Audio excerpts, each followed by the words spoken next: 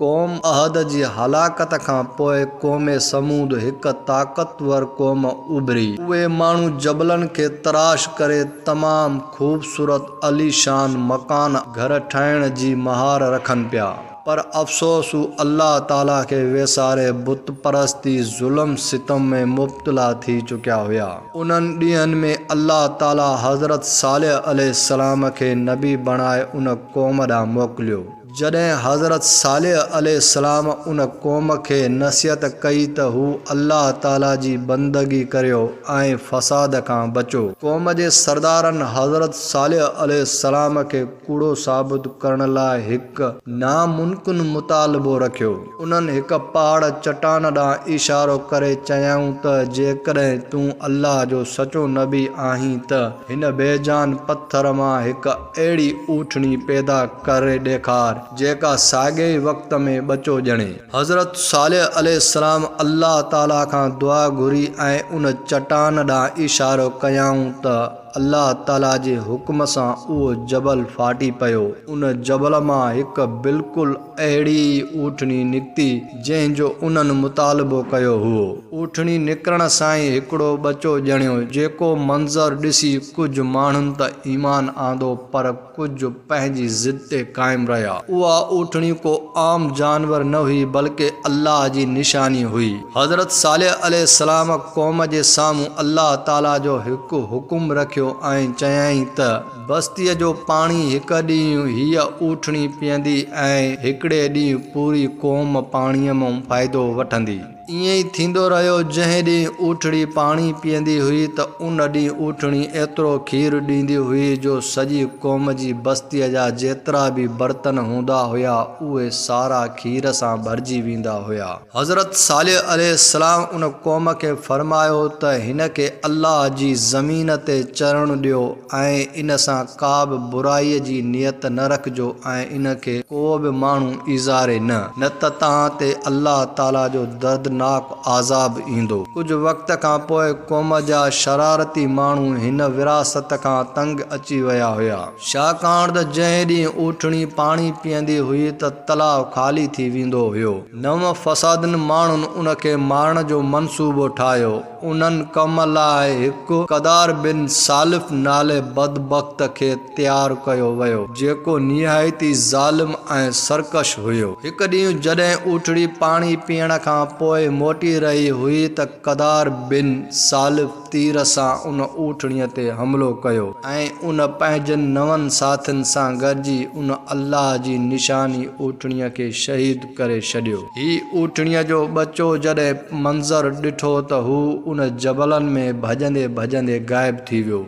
जॾहिं हज़रत सालेह अलैहिस्सलाम खे हिन ॻाल्हि जी ख़बर पई त हज़रत सालेह अलैहिस्सलाम तमामु घणो रंजीदा थियो ऐं हज़रत सालेह अलैहिस्सलाम उन क़ौम खे फरमायो हाणे सिर्फ़ 3 ॾींहं पंहिंजे घरनि में फ़ाइदो वठी छॾियो, उन खां पोइ अल्लाह जो अज़ाब ईंदो जंहिंखे को बि टारे न सघंदो। 3 ॾींहंनि खां पोइ जॾहिं अल्लाह जो अज़ाब आयो त पहिरें ॾींहुं उन्हनि जा चेहरा सुर्ख़ ऐं टे ॾियारे ॻाढ़ा रत नमुआ थी विया। चौथे ॾींहुं सिज निकिरंदे ई आसमान मां हिकु ज़ोरदार कड़क चीख जी आवाज़ निकिती ऐं साॻे ई वक़्तु ज़मीन में सख़्तु ज़िलज़िलो आयो ऐं उहा क़ौम जेकी जबलनि में क़िलनि में ख़ूबसूरत महल ऐं मक़ाम ठाहींदी हुई पंहिंजे ई घरनि में ऊंदे मुंहुं मरी विया। अल्लाह ताला उन्हनि जो नालो निशान मिटाए छॾियो ऐं रुगो हज़रत सालेह अलैहिस्सलाम ऐं संदसि साथियुनि खे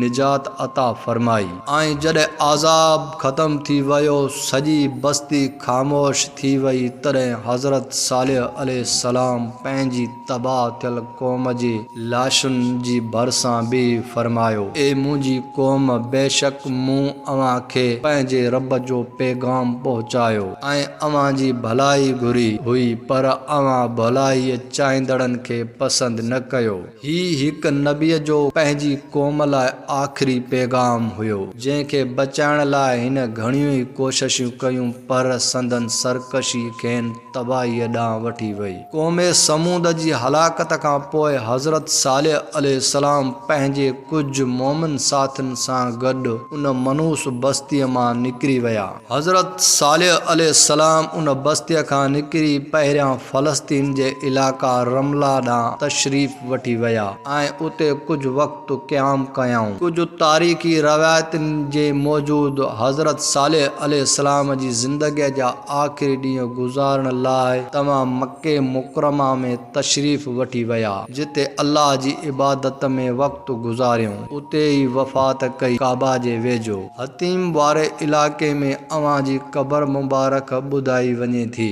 जिन जाइ ते उहो आज़ाब आयो हुओ उहो इलाइक़ो अॼु बि सऊदी अरब में मौजूदु आहे, जिन खे मदान सालेह या अल हिजर चयो वञे थो। उते जबलनि में तराशियल वॾा वॾा घर अॼु बि हिन क़ौम जी ताक़त जी शाहिदी ॾियनि था, पर उहे खंडर पुकार करे चवनि था त अल्लाह जे हुक्म जी नाफ़रमानी कंदड़ केतिरो बि ताक़तवर छो न हुजे, पर अल्लाह जे आज़ाब खां हू बची नथो सघे। हज़ारनि सालनि खां पोइ जॾहिं नबी अकरम सल्लल्लाहु अलैहि वसल्लम सहाबा कराम सां गॾु ग़ज़वा तबूक लाइ वञी रहिया हुआ त पाण करीम सल्लल्लाहु अलैहि वसल्लम जन जो उन क़ौमे समूद जी बस्तीअ मां गुज़र थियो। उन मौक़े ते नबी अकरम सल्लल्लाहु अलैहि वसल्लम सहाबा खे कुझु अहम हिदायतूं फरमायूं। नबी अकरम सल्लल्लाहु अलैहि वसल्लम फरमायो त हिन बस्तीअ जो पाणी इस्तेमालु न करियो ऐं न ई हिते तरसो। जॾहिं सहाबा अर्ज़ु कयो त या रसूल अल्लाह सल्लल्लाहु अलैहि वसल्लम, असां त हिन पाणीअ सां अटो ॻोहे छॾियो आहे, तॾहिं पाण करीम सल्लल्लाहु अलैहि वसल्लम हुकुम फरमायो त उहो अटो उठनि खे खारायो ऐं हितां जल्दी गुज़र कयो वञे। पाण करीम सल्लल्लाहु अलैहि वसल्लम पंहिंजी चादर मुबारक सां पंहिंजो चहिरो मुबारक ढकियो ऐं पाण करीम सल्लल्लाहु अलैहि वसल्लम जन फरमायो, हिन आज़ाब अफ्ता क़ौम जी बस्तीअ में रड़ियूं कंदे दाख़िल थियो ऐं जेकॾहिं रोवण न अचे तॾहिं बि ज़बरदस्ती रोवण जहिड़ी शिकिल अख्तियार कयो, जीअं अव्हां ते उहो आज़ाब न अचे जेको उन्हनि ते आयो हुयो।